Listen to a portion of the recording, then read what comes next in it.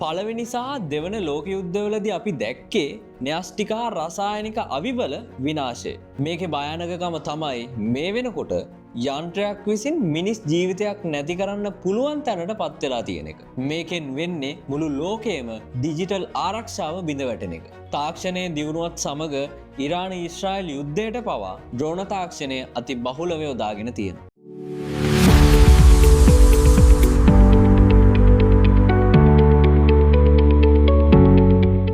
සුබ දවසක්. තාක්ෂණය කියන දේ මේ වෙනකොට ගොඩක් මිනිසුන්ට නැතුවම බැරි දෙයක්. හැබැයි අපි අද කතා කරන්නේ තාක්ෂණයේ තියෙන දියුණුව ගැන නෙමෙයි. ඒ දියුණුව පිටිපස සැඟවුණු අඳුරු පැතිකඩ ගැන. 1940 දශකයේ ලෝක යුද්ධයේ සිට මේ වෙනකන් ඊශ්‍රායල් ඉරාන ගැටුම දක්වා තාක්ෂණය කියන දේ මනුෂ්‍යත්වයන්ට එල්ල කර හැකි මාරාන්තික අවියක් බවට පත් වෙලා තියෙනවා. පළවෙනි සහ දෙවන ලෝක යුද්ධවලදී අපි දැක්කේ න්‍යෂ්ටිකා රසායනික අවිවල විනාශය.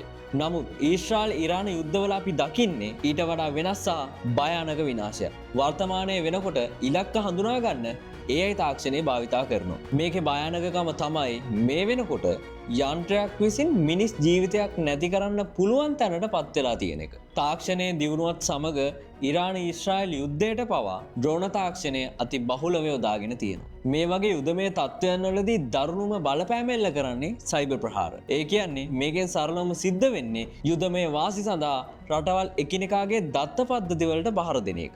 මෙහි ඇති අතුරු බලපෑම තමයි සාමාන්‍ය ජනතාවගේ බැංකු ගිණුම්, රෝහල් දත්ත සහ sannivedana ජාලා අවදානමකට ලක්වීම. මේකෙන් වෙන්නේ මුළු ලෝකයේම ඩිජිටල් ආරක්ෂාව බිඳ වැටෙන එක.